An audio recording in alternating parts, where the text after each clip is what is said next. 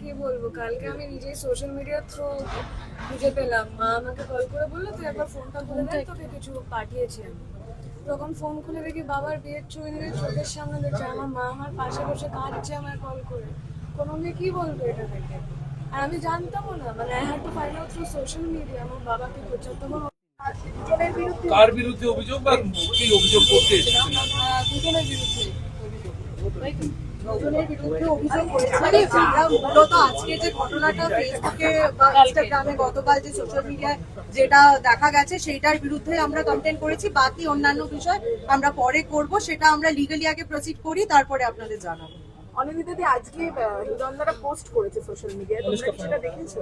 Ritika গিরির profile থেকে ঋতিকা গিরির পক্ষ থেকে একটা পোস্ট করা হয়েছে এবং সেখানে তাতে তো না তাতে ও নিজে স্বীকার করেছে যে ওরা বিয়ে করেছে, যেটা ইল্লিগাল, আবার প্রমাণ করে দিয়েছে। আর যেগুলো লিখেছে মানে আমার মেয়ে পাশে আছে আর কি বলবো, মানে ওকেও লজ্জা করছে, সেগুলো আমাদের ফলাও করে বলতে হচ্ছে যে আমাদেরই হাজবেন্ড আমাদের সাথে কতদিন ছিল কি ছিল না সেটার ক্ল্যারিফিকেশন ও দেবে। মানে বিয়েটা আমার মেয়ে আমার পাশে দাঁড়িয়ে আছে, আর আমার বর কতদিন ছিল, আর আমি আরবানা এনআরআই কমপ্লেক্সে থাকি, সেখানে এত সিকিউরিটি করা। আমি সিসিটিভি ফুটেজ দেখালে এক্ষুনি মেয়েটা কি বলবে তাহলে? ও হিরণ কতদিন ছিল আমি তো প্রমাণ করে দেবো এক্ষুনি। ওর তো কোনো কথারই কোনো ভ্যালু নেই। এখন তো সিম্প্যাথি কার্ড খেলছে যে ওর এই অসুস্থতা বলে, তাহলে বেশ। তাতে দেখলাম মিডিয়া ভীষণ অনেকেই ওর প্রতি খুব সিম্প্যাথেটিক ব্যাপারটা দেখাচ্ছে। ও তো এটাই চায়, এই পোস্টটা লিখেইছে তো এই জন্য।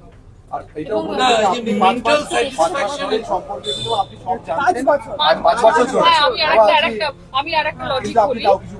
আমি আরেকটা লজিক বলছি তোমাদের। প্রথমত 5 বছর আগে হিরণদা এই সময় পৌঁছায়নি খড়গপুরে, কারণ ভোটটা কোন সময় হয় 2021-এ, তাহলে 5 বছর তো হয়ই না।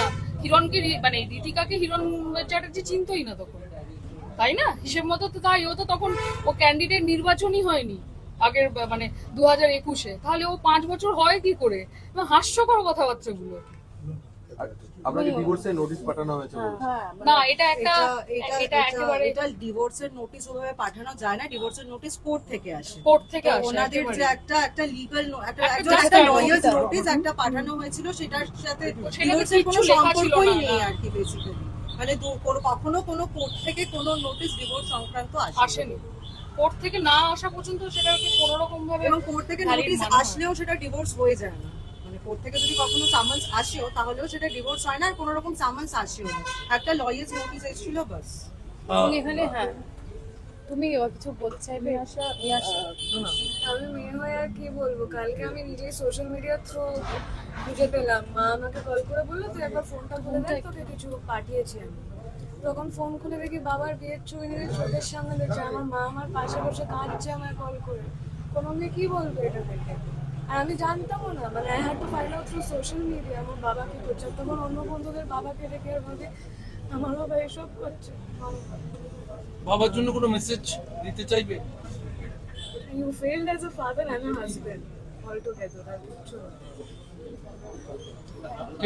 দিদি বলছি, সার্বিকভাবে যে অভিযোগগুলো আরো তোলা হয়েছে যে আপনি ইচ্ছাকৃত ওর বয়স সম্পর্কে ভুল তথ্য দিয়েছেন, তাহলে প্রমাণ করুন না সবকিছু। আর বয়স নিয়েও একটা কথা উঠে। আর আমি প্রথমত তো ওর দিদি না মাও না, আমি যতদূর মানে আমার কাছে হিরণই বলেছে ওর এত বয়স, বাচ্চা মেয়ে এরকম আমাকে ব্ল্যাকমেলিং করছে, বোঝোই তো একজন হিরোর সাথে ওর দেখা হয়েছে।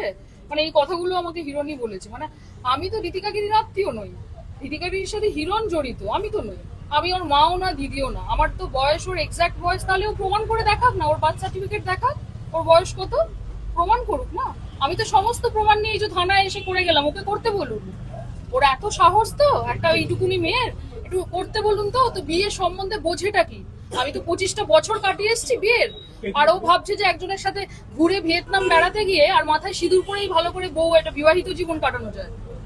আর আমি এটা নিয়ে কিচ্ছু বলতে চাই না। মানে কাল থেকে এটা ইনাফ। আমি অনেক ইন্টারভিউ দিয়েছি, আমি সত্যি আর ক্লান্ত। মানে আমিও তো একটা মানুষ, আপনারাও তো বুঝতে পারছেন। আমার মেয়ে এইটুকুনি মেয়ে পাশে দাঁড়িয়ে কাঁদছে। আমি তো এরকম জীবন ওকে দিতে চাইনি। যেমন দুর্ভাগ্য আমাদের এই জীবন পেতে হয়েছে। আজ 25 বছর পর আমাকে জানাতে হচ্ছে পুলিশে এসে কাছে যে আমাদের বিয়ে এখনো আছে। এর থেকে লজ্জার আর কি হতে পারে? শেষ প্রশ্ন, আপনার একটা হুঁশিয়ারি দেওয়া হয়েছে যে যদি মনে হয় ইললিগাল তাহলে আমার একটাই কথা, এনাকে লিগাল স্টেপ নিতে বলুন। তাও তো ওর এটাই চাইছে মানে এটাই আমরা অলরেডি এটার কাছে লিগ্যাল স্টেপ নিচ্ছি, তো সেটা নিয়ে ওকে এত মাথা ব্যথা মাথা ব্যথা না করলেও চলে। ও করুক, তারপর আমাদের এটা হয়ে যাক, ডাইভোর্স হয়ে যাক, তারপর নাচতে নাচতে বিয়ে করুক। সেই হিরণ চ্যাটার্জি ওকে বিয়ে করবে কিনা সেটা আমরাও দেখবো, দেখে বসে আছে। আর বা কোন চ্যাটার্জি ওকে বিয়ে করে দেখি না, ঠিক আছে? আমিও বার্তা দিলাম ওকে, দেখি না কত সুখে স্বাচ্ছন্দ্যেও সংসার করে। সারাক্ষণ তো শুনি যে সুইসাইড করতে যাচ্ছে। যে মেয়ে বিয়ের আগেই সুইসাইড করতে যাচ্ছে 15 বার, সে কত সুখের জীবন যাপন করবে আপনারাই তো বুঝতে পারছেন। অভিযোগ এফআইআর ভাই আমরা সবে কমপ্লেইনটা জমা দিয়েছি। আমার কাছে আরো অনেক কিছু প্রুফ আছে যেগুলো আমি এক্ষুনি বলছি না। করবে আপনাদের আমার মেয়ের কাছে ওর বাবা নিজে পাঠিয়ে রেখেছে, যেখানে ঋতিকা গিরি নিজে বলছে, মানে হিরণ নিজে বলছে মেয়েকে যে আমাকে ইনফ্যাক্ট ঋতিকাকে নিজে টেক্সট করে লিখেছিল একদিন। আমি সুইসাইড করতে যাচ্ছি। হ্যাঁ, তুমি সুইসাইড করতে যাচ্ছি। আছে তো স্ক্রিনশটটা? ঋতিকা পাঠিয়েছিল তোমাকে? ও হ্যাঁ, কল করে মিসড কল করে তারপর মেসেজ করে পাঠিয়েছিল। তো যে যেদিন বিয়ে বাবা আমাদের সাথে যে এত আনুমানিক দিন মানে কোন সময়? মনে এখন দেখবি মনে করে তাহলে আমি এগোবো। ওখানে একটা 24 সালের নভেম্বর।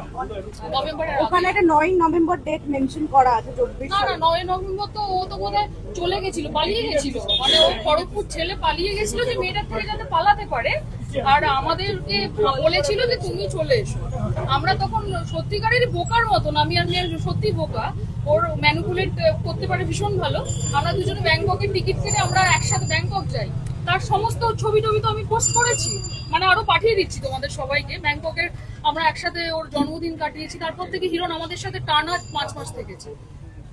আমি সমস্ত ডিটেল লিখেছি, মানে আমাদের বাড়ি কিনে দিয়েছে। সবচেয়ে বড় কথা, আমাদের 3 জনের নামে ফ্ল্যাটটা তো আর ফেক নয়। নিশ্চয়ই ডাইভোর্স হওয়া কোনো বউয়ের নামে কেউ ফ্ল্যাট কেনে না। এটার উত্তরটা ঋতিকা গিরিকে আবার দিতে বলুন, তারপর আমি ওর সাথে কথা বলবো। অনেক দিদি ওটা লোন নিয়েও কি একটা সমস্যায় পড়তে পারো? হ্যাঁ, ওটা লোনটা আমার মেয়ের নামেও নিয়েছে হিরণ। হ্যাঁ এক্স্যাক্টলি। তো এটা কারণ হিরণ তাহলে চাইছে যে 3 জনে মিলে বেশ জড়িয়ে থাকি আমরা।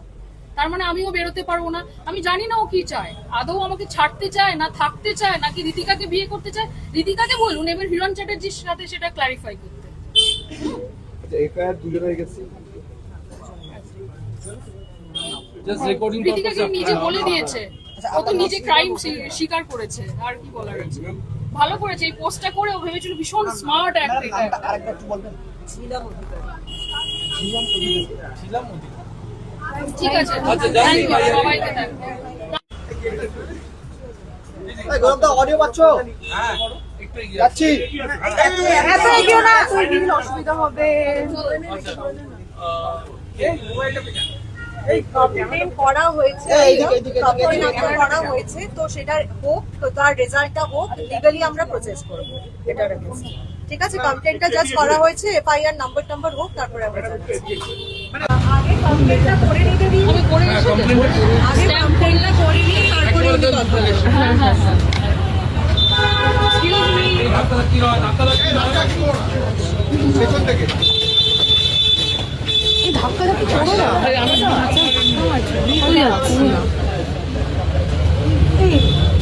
একটু হামলে অনুষ্কা, একটু হাতটা নামা।